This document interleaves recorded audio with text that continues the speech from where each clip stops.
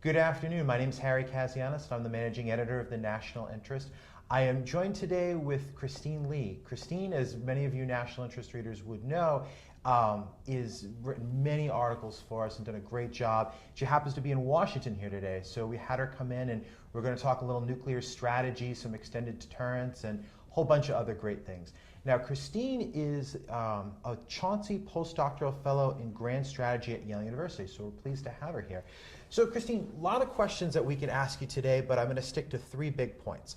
I think the first one, and I think some of your articles have talked about this, so maybe we can go in a little bit more in depth. When we look at U.S. nuclear forces, obviously they've been scaled down since the end of the Cold War. So we've got about, and you can correct me if I'm wrong, about 1,800 strategic weapons, something around that scale. For the amount of deterrent sort of things that we have to do, deterring Russia, deterring China, deterring North Korea, rogue states, things of that nature, is the force big enough? Do you think it could be scaled down, scaled up? Where do you see us today? Is our nuclear forces sort of right-sized for where they should be? Look, numbers are always really hard to come up with, and from my experience talking with policy people in Washington and in Asian capitals, there's no sort of correct number. I mean, you can get a rough ballpark, but I'm not sure if it's not just how big the arsenal is, it's how you use it. So if we're to think about I work on the Asia Pacific, and I studied and worked in Australia on Australian attitudes towards U.S. extended nuclear deterrence. Now, I think the U.S. is Washington is still sort of looking for a strategy with regards to its nuclear forces, especially in the Asian region. Sure. But we're not. It's a delicate balancing act, isn't it? Because the U.S. wants to have good relations with China, but at the same time, China's military modernization is causing angst in Seoul, Tokyo, and Canberra. Absolutely. Australia is less vocal on these issues for good reasons. They want to have good relations with Beijing and Washington. But basically, so the U.S. is in search of a grand strategy for nuclear weapons.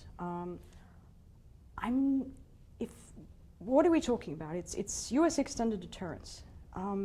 Now, in the past, in Europe, that has it's been heavily nuclear in nature, with the deployment of various medium, short-range missiles and so forth on European territory.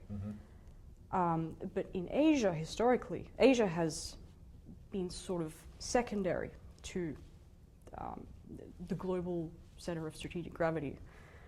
The game was in Europe, but now that's shifting, the center of gravity is shifting significantly to Asia. And so then we have to ask, okay, what role do U.S. nuclear weapons play in reassuring allies? At the moment, I'm not convinced that the idea of going below, sort of 1,500, between the U.S. and Russia, I'm not convinced that's a smart idea. The reason being that I'm not convinced that the U.S. can rely on its conventional forces to reassure allies. Why is that?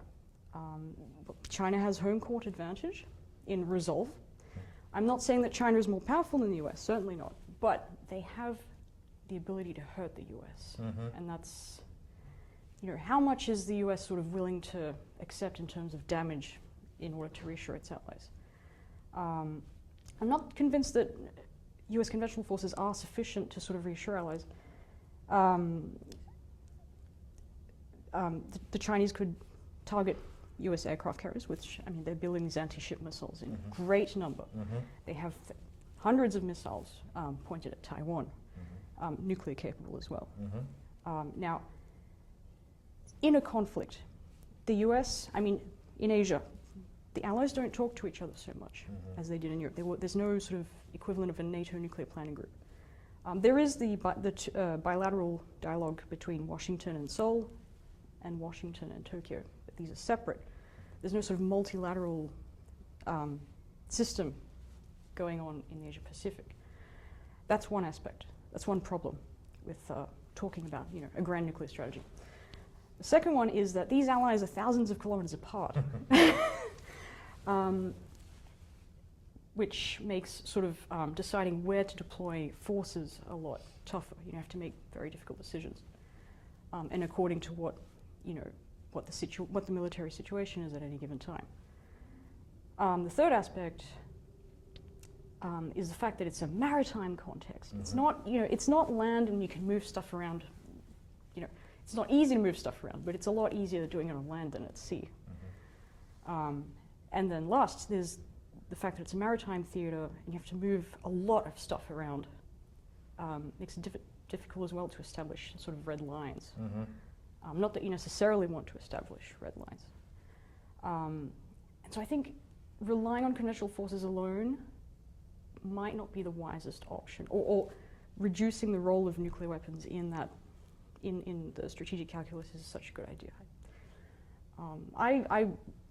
I'm not the only one who has sort of suggested this, but the fact that US conventional forces are a lot more vulnerable, I wouldn't dismiss the idea of reintroducing tactical nuclear weapons into US strategy again, or at least emphasizing, hey, these weapons have a role to play in the escalation ladder, to sort of try and remind potential adversaries, hey, these things are here, mm-hmm. just be aware of that. Fair enough. So I'm going to focus in on something that you alluded to, and to preview to our viewers something that we talked a little bit about yesterday. Conventional forces in terms of precision-guided munitions, this so-called revolution of military affairs, I feel like we've been talking about forever now. It's very much in force, and for a long time the United States was the only country to really have these type of weapons, to be able to strike at very long distances with conventional munitions. But now other countries are getting in that game, specifically the Chinese. You had mentioned the anti-ship ballistic missile.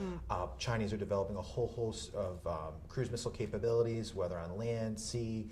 So the question is now, and to maybe to get a little bit more detail to what you were alluding to, can the United States or China, or maybe in other countries you can pull this into, can they use conventional forces as a way to provide extended deterrence? There's a lot of talk about hypersonic cruise vehicles. That could be a possibility. China has long-range bombers. There's some thought that they might maybe go a step further and have something even more long-range. The United States is developing a new long-range bomber to replace the B-2. So where do you see that going in the long term? Okay. So I'm skeptical again of precision-guided munitions being used for deterrence purposes without the additional threat of a nuclear blast. So I'm working on a book. Part of my time at Yale, I'm working on a book and some articles, working on missile strategy. Let me give you a quick background to this. Sure.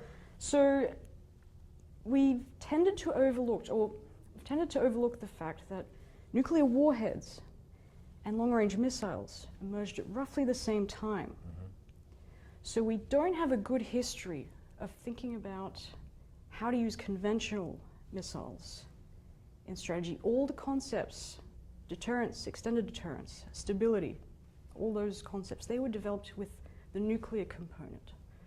And so what I'm looking at whilst I'm working at Yale is, how do you think about these concepts at lower numbers of nuclear weapons and in a hypothetical world without nuclear weapons? So I'm calling it the second conventional age to spin off. That's interesting. That's good. I like that. Thank you.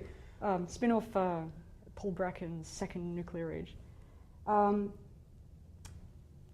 so yes, we don't have a really good history of doing missile strategy without nuclear weapons. And that's what I'm concerned about. Nuclear weapons are unique, and there's a whole literature on this that I'm not going to go into. Our readers here are quite familiar with, I'm sure already. So nuclear weapons have immense destructive power.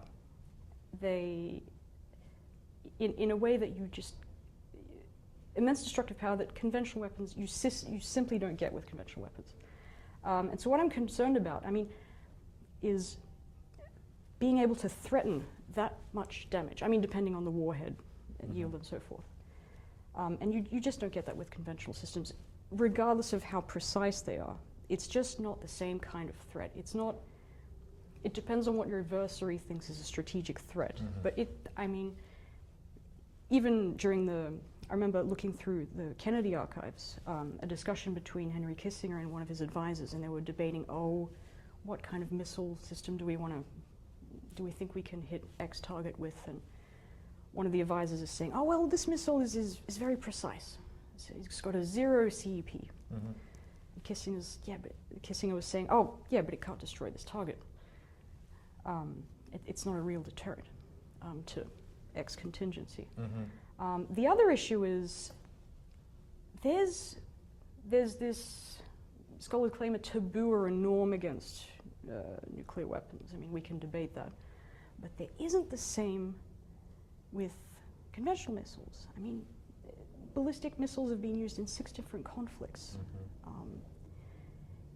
Another element is the fact that with nuclear weapons, we're not sure how controllable it is. One of my supervisors, Professor Desmond Ball, wrote about this back in the 80s, about once you start a nuclear exchange, you start knocking out the command communications nodes of each opponent, and then it's chaos. Mm-hmm. But with the missile war, you could control it. I mean, you might not be able to knock out all the other person's, your opponent's communication systems. So the fact that it may be more controllable might make states less worried about initiating a war. Mm-hmm. So those are some of the reasons that I'm not convinced conventional systems can have a huge role in deterrence and extended deterrence. Okay. So last question, maybe slightly controversial, but I think I'm going to put this one out there. So kind of going back to Asia a little bit. A lot of tension between China and Japan. There's been some different articles that have come out over the years looking at and thinking about how Japan might or consider getting its own nuclear deterrent. Mm-hmm. What do you see, first of all, do you see that as a possibility? And sort of walk us through the positive, the pluses and minuses in something like that. Well, I'm not a Japanese decision maker, unfortunately. Fair enough. Fair enough. Fair enough. The world would be a different place. But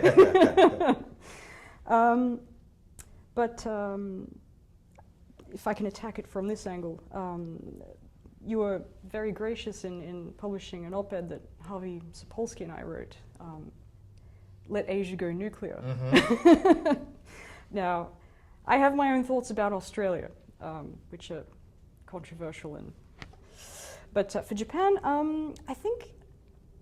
there was a debate between Elbridge Colby and David Santoro on this, mm-hmm. about whether the US should allow its allies to go nuclear. Mm-hmm. Now, Harvey and I argued, well, it's not necessarily a destabilizing thing if Japan goes nuclear. Mm-hmm.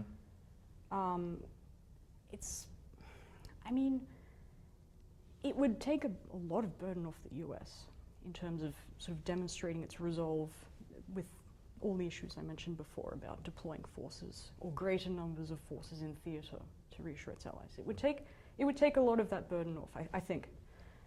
Now, about a proliferation effect, Seoul would definitely follow, I think. It just seems like a logical chain of events. But would this be destabilizing for the region? I'm not sure. But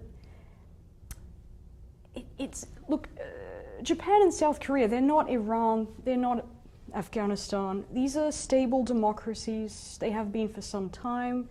They're US allies. They would be contributing a lot more for their own defense. And look, the US doesn't have a consistent non-proliferation record anyway. I'm part of this group called the Nuclear Proliferation International History Project, run by the Woodrow Wilson Center, and a lot of us historians, not political scientists, we're finding all this fascinating archival material about what Washington actually said to allies. And in my case, I studied Australia's nuclear history. The officials in Washington, including Robert McNamara, were saying, well, look, China's got the bomb. It's quite reasonable for you guys to want it as well. And the US did not exert a lot of pressure on Canberra to stop its nuclear weapons program, which lasted until about 1973. Wow, fascinating. Yeah, Fascinating. so it would be, I admit it would be a huge turnaround in US policy, but from a geopolitical perspective, as Elbridge Colby has argued, it's not an unreasonable option to allow Japan to go nuclear. So. Okay, fair enough. Well, we'll have to leave it there. I want to thank Christine for coming in today. My name is Harry Kazianis for the National Interest. You have a great day. Thank you.